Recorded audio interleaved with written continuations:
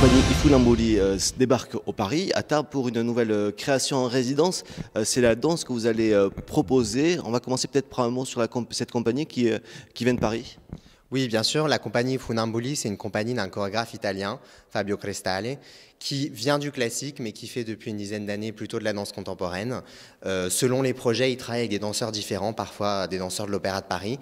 Là, c'est vraiment une création contemporaine, avec 4 danseurs qui sont très très différents, d'âges différents, de formations différentes, et qui jouent des personnages. C'est un travail assez théâtral et centré sur les jambes. Il y a toute une partie du spectacle où les lumières éclairent uniquement les jambes. Et c'est des personnages différents et ils utilisent aussi la voix avec un texte, une poésie magnifique de Pablo Neruda. Donc voilà. Pourquoi ce travail sur les jambes? Je crois que ce n'est pas la première fois qu'il y a déjà une création autour de ces deux membres. Alors les jambes, c'est une partie très spéciale. Pour le danseur notamment classique, on entraîne énormément les jambes. Et pourtant, c'est une partie qui est naturellement moins expressive parce qu'on n'a pas du tout tous les organes, on n'a pas la respiration, la cage thoracique. C'est une partie qui est plutôt dure.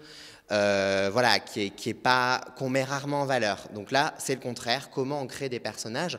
Comment on rend les jambes en fait marrantes, drôles, qui viennent nous raconter une histoire? Comment ces jambes en fait peuvent être le centre de l'attention? Donc du coup, c'est un travail. Dans la deuxième partie, on voit les corps en entier, etc. Mais c'est un travail qui développe l'imagination parce que naturellement, en fait, l'expression n'est pas dans les jambes. On doit transférer un petit peu toute l'intention qu'on a en général avec le cœur, le cerveau, enfin dans le haut du corps, dans les jambes.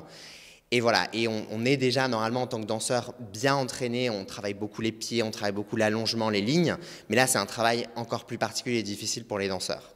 Le spectacle va s'appeler Vivante. Il est en train d'être répété sur la grande scène avant les représentations devant le public. Vous parliez de texte également, c'est-à-dire que vous allez raconter une histoire et les gens vont pouvoir, même ceux qui ne sont pas forcément sensibles ou pas habitués au spectacle de danse, vont pouvoir venir suivre une histoire peut-être plus facilement. Alors c'est un texte poétique, donc après il y a des passages plus concrets, mais il y a des passages qui sont assez abstraits. Mais justement le travail des danseurs, c'est de venir chacun à son histoire, ils ont des solos dans la première partie, et avec ces mots ils nous racontent une histoire. Donc même si parfois certains mots, chacun a son imagination, son imaginaire, ça évoque des choses différentes. Eux, ils ont quand même leur personnage, ils viennent raconter des histoires. Donc les mots sont parfois un prétexte, comme dans la danse où les mouvements, la gestuelle sont un prétexte. Finalement, avec n'importe quel mouvement, on peut exprimer des choses différentes. Et là, c'est pareil. Le texte, c'est un support. Mais après, ils y ont mis, ils ont des parties différentes du texte, mais ils y ont mis des choses qui sont très personnelles. Et dans la deuxième partie, ils réutilisent du texte, parfois même à l'absurde, où le texte est juste balancé comme ça, ils s'énervent et ils ont des dialogues de sourds, où chacun a des parties de texte qui ne se correspondent pas forcément. Donc voilà, c'est quelque chose d'assez libre. Chacun peut y projeter un petit peu ce qu'il veut, son histoire, et entendre les mots, comme quand on lit une poésie, de la manière qui lui parle.